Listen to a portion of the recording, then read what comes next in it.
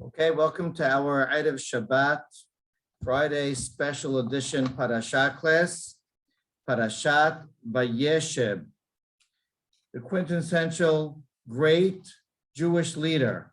What is he made up of?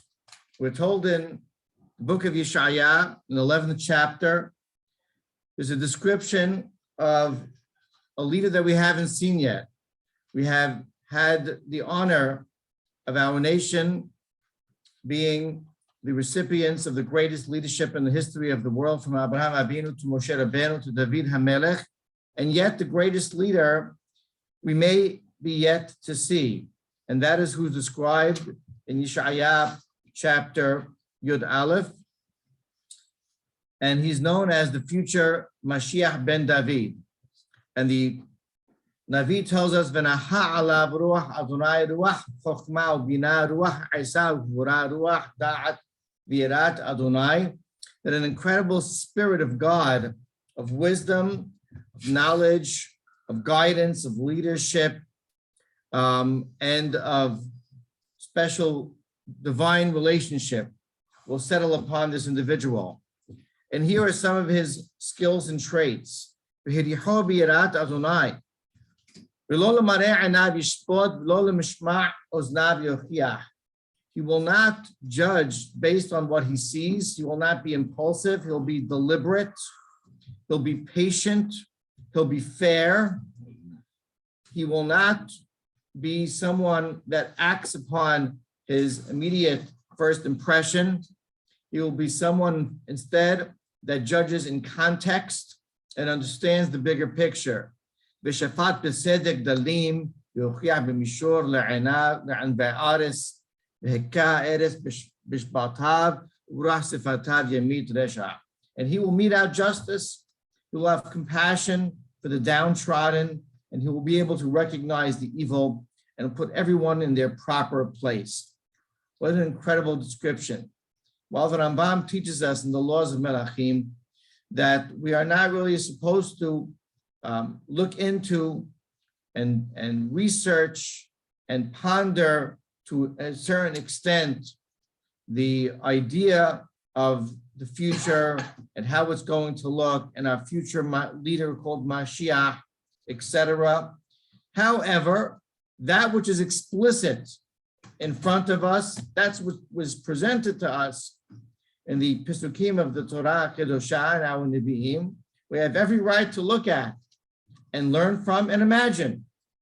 And we know that this week's parasha, Yehuda gave birth to someone named Peres, and we know from the end of Megillat Ruth that Ruth HaMoabiyah, the convert, gave birth to someone as a product of the relationship with her and Boaz. Ve'ele Torodot Pares. Peres holidet Hesron, Hesron holidet Ram, Ram holid et Aminadav, Aminadav holid et Nachshon, Nachshon holid et Yishai, Yishai holid et David.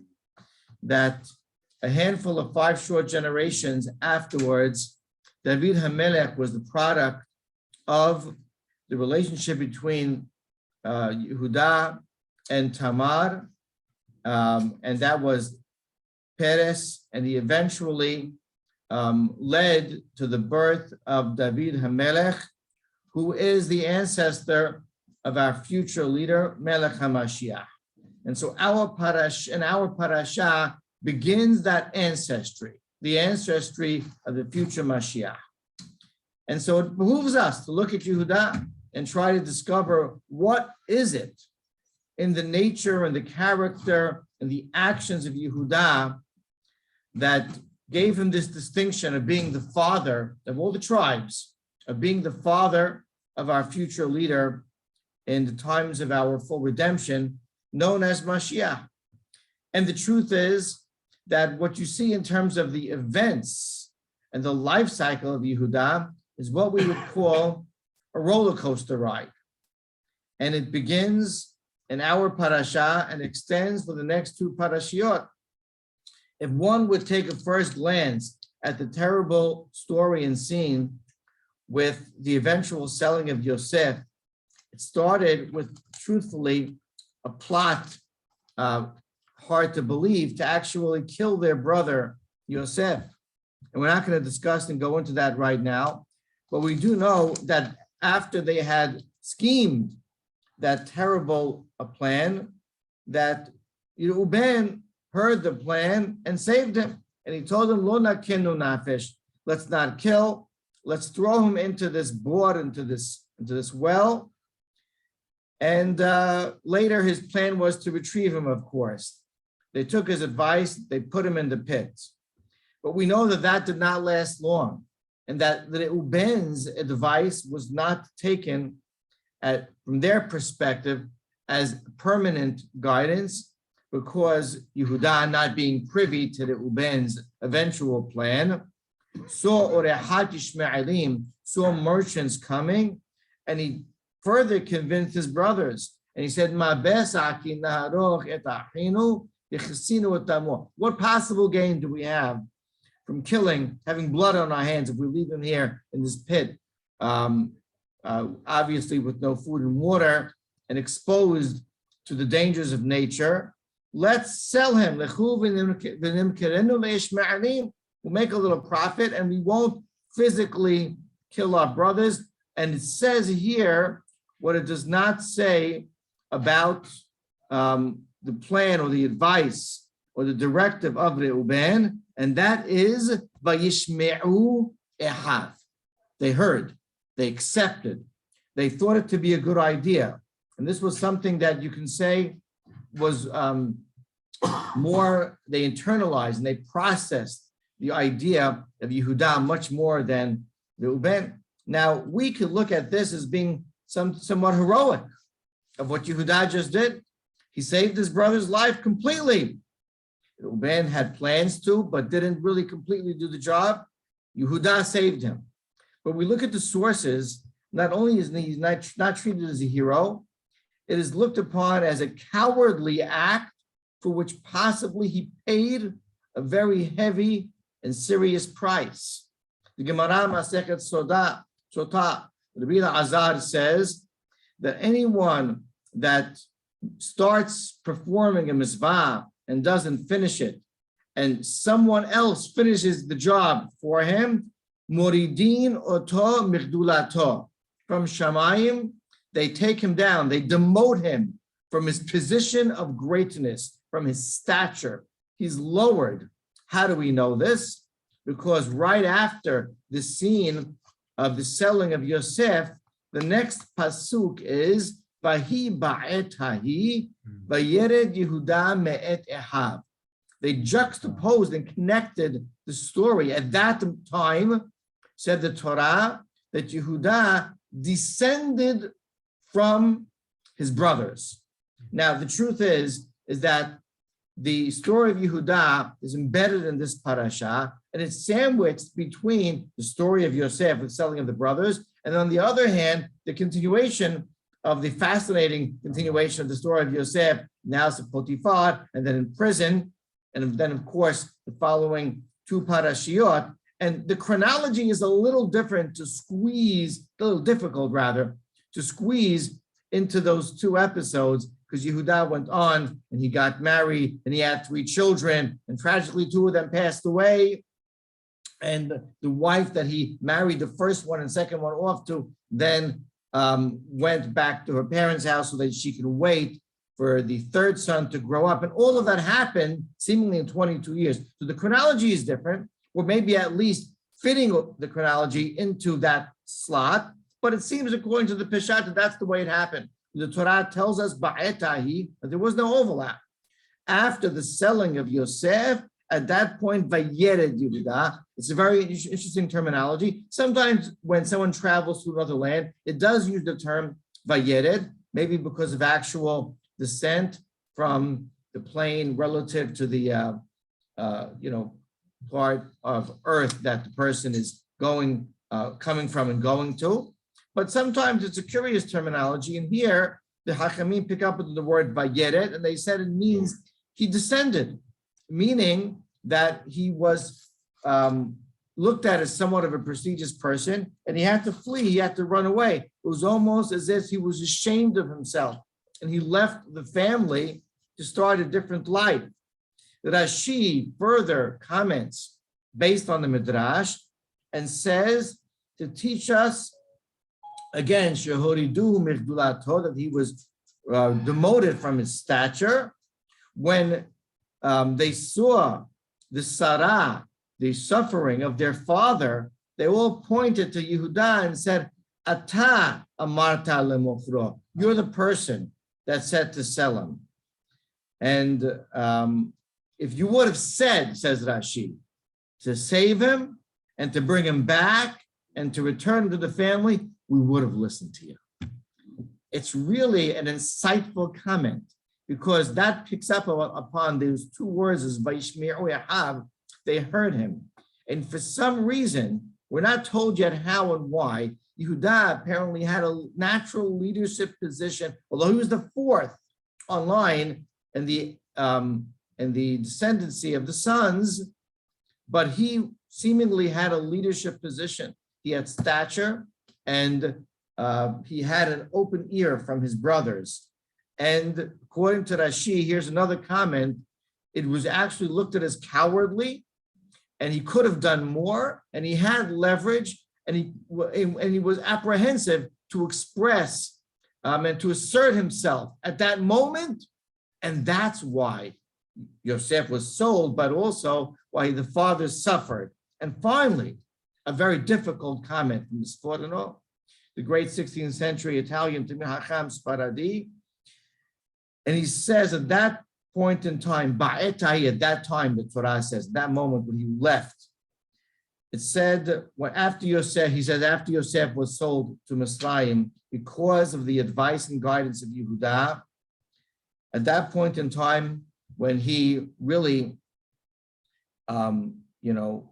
was the source of the misinformation and the disingenuous approach to their father, Hal al Yehuda perim alalav, he sowed his own consequences.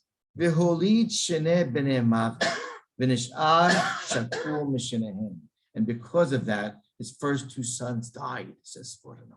It's very difficult. It's very rough. Wow. As a punishment for making his father cry for at least thinking at the time that his son had died. So Yehuda is looked at not as a hero, but a coward and a criminal from performing this. A man that seemingly had stature and could have used his leadership in a different way. And that's Vayered Yehuda Ma'et Ehav. And Yehuda then descended, and he was ashamed and embarrassed and left and started a new life of his own.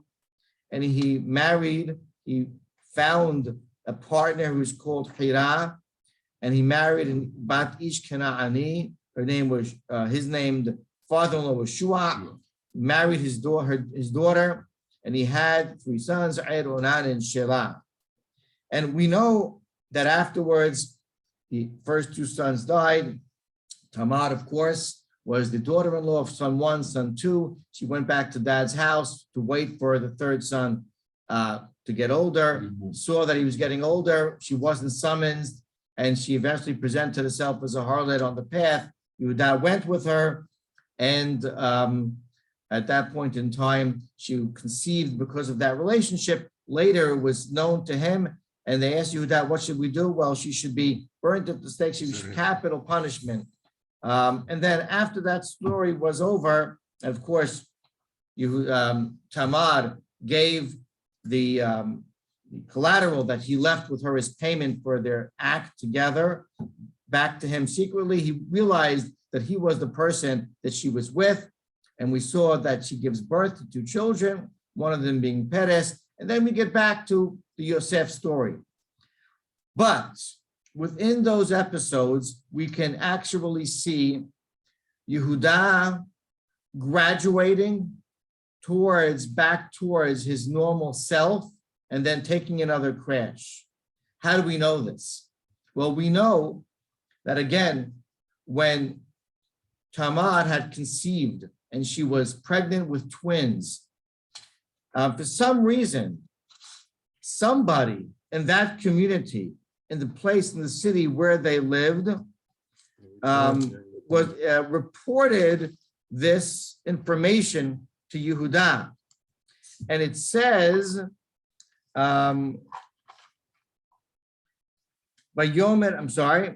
it says after 3 months, but Yehuda was told to Yehuda by someone, Zaneta Tamar Kalatecha, your daughter-in-law and daughter-in-law in waiting, Tamar, has been promiscuous, and she's pregnant with twins. Vayomer Yehuda Hosiyah v'tisareh. He says, let her be brought to the court and punished by punishment and consequence of burning. Summons her to death. Who is Yehuda to summon someone to death? Why is this guy? And apparently the Ramban explains that Yehuda had elevated to a position of leader, perhaps mayor, governor of the town, of the province, to the extent that he was making these decisions, and the judgment was in his hands. The information was conveyed to him.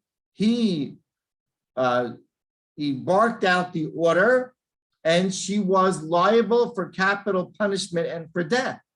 During the course of these few decades that Yehuda was away, he eventually built himself back up and found his natural skills and talents once again, and in an organic way became the leader that he always was and could be, and was leading an area, a town, a city, and he was behaving as the Yehuda that he was capable of being.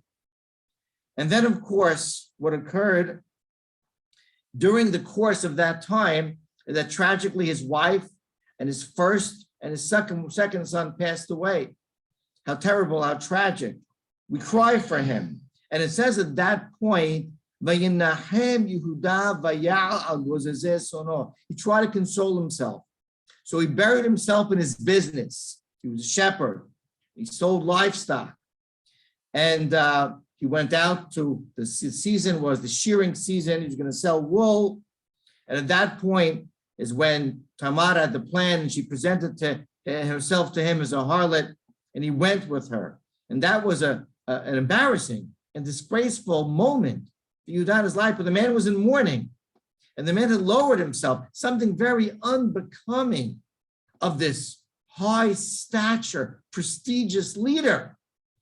And we see the roller coaster ride in full swing as he went down, descended after being ashamed of himself with the story of Yosef and the selling, separated himself and isolated from his family, then rose and ascended to greatness, his natural ability to lead, and then because of life's tragedy, descended once again to something that was, from his perspective and relative to his stature, disgraceful, being with this woman who was really his past and future daughter-in-law.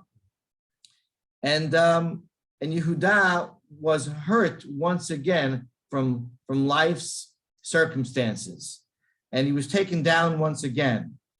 And we know afterwards that it was revealed to him who she was. But in the course of this happening, Tamar did him a great favor. She decided, when he didn't have the payment for their act right away, and he asked, what can I leave as collateral? And he says he's going to leave his mateh, his staff, and his chotemet, his signet, the stamp that a man, especially a prestigious person, keeps on his finger for his signature. And then afterwards, when she was going to be killed, and she didn't say anything, this is where we learned that you're better off to die and not embarrass someone in public, and she secretly sent those items back to him. And the pasuk says, and the note that she sent with the staff and with the signet was, Haker na, I want you to try to recognize Lemi, who was the owner of this staff and the signet. And those things really were symbolized the person's stature, his identity, who he was. And he built himself to be a leader who had this prestigious staff and signet. And Hakerna, she told him, as far as I'm concerned, in a manner of suggestion and hinting, try to recognize who this person really is and who should be and what he has become. And the next pasuk says, Vayaker Yehuda. He recognized. Of course, he identified who those were, and they were his. And it dawned upon him that he was the person that was with her, and she conceived from him. But the underlying message was he realized, what have I done? Look who I am. I'm a person with a staff and a signet. I'm a person that has the ability to rise to greatness. I'm a natural leader. Don't let life bring me down. Those are the circumstances of life. He recognized, he realized, and he never took a step backwards for the rest of his life. And we know this because as the story ensues in the next week's parasha, way after Yosef is sold and the scene of Potiphar in the prison, and then becoming the viceroy of Paro, and then years later when they were starving and the brothers had to go send, Yaakov had to send the sons from Canaan to Misraim, and of course the famous scene of Yosef there, unrecognized as the great leader there that Yosef was, and he had his way with them in that story and took Shimon as captive. When they went back, they told Yaakov, we need food. And he said, yeah, but you have to send the youngest one. He refused to send Binyamin. And after some time, when they ran out of food, Yehuda stood up and he told his father, he was back with the family at this point. And he said to Yaakov, the great leader, Yaakov, his father, the forefather, he said, had you already? Would you send the boy already? Father, this is a time that we have to live. We have to think of the future. We have to be more broad-minded. I'll take care of the son. Put him on me. He's on my head. I take responsibility. And the father listened. Yaakov listened to Yehuda. And then after the second, of course, return to Egypt of the sons, and then they were reunited, before they were reunited with Yosef, he had this plot and he planted the cup in their bags and he caught them. And it was told to him that whoever was caught with the bag was Binyamin with the cup in the bag was going to be killed. And they were caught and they ripped their clothing. What has God done to us? The Torah tells us at that moment when they had to go back to Misraim to see Yosef, where at that point they thought tragically to be summoned, Binyamin to be summoned to death. It says, Vayabo. Yehuda ve'ehav beta Yosef. Who returned to the house of Yosef? Astoundingly, the Torah describes Yehuda and his brother. What do you mean Yehuda? The brothers. Yehuda and his brothers. Yehuda at that point clearly had risen to the top of the leadership of the family. The real leader of the family had risen once again. The person that was recognized, who was obvious, who was skilled, who was capable, who was wise, whose guidance and advice they all heeded and absorbed and took and acted upon. It was Yehuda, the great leader, now the leader of the great house of Yaakov Abinu. And then, of course, and that's in next week's parasha, and 2 weeks parashiyot Vayigash, the first pasuk tells us all about who this great leader, what this great leader decided to do.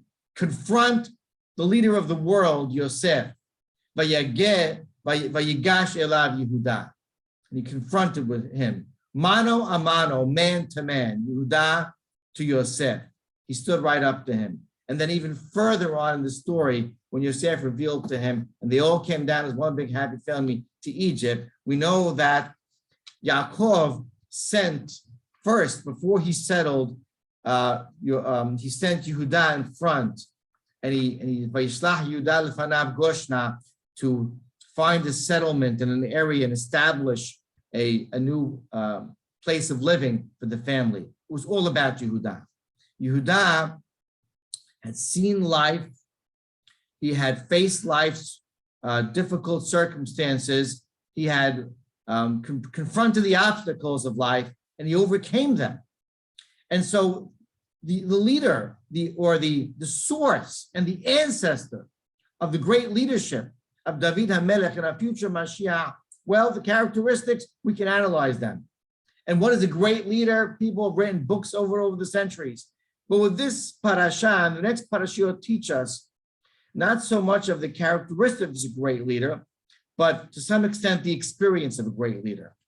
And a great leader is made of life experiences. And many people, everyone really goes through difficulties in life. And many people go through greater difficulties and face circumstances in life. The great leaders end up not only overcoming them, but taking advantage of all the abilities and skills and potential that the God-given potential they have, despite and over and above life circumstances. They rise to the top.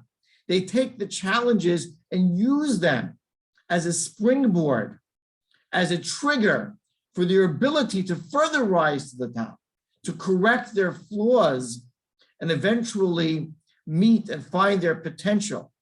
That was the leadership of Yehuda, a person who saw life and took what life had to offer, the difficulties and the suffering, and built himself based on the foundation of those difficulties.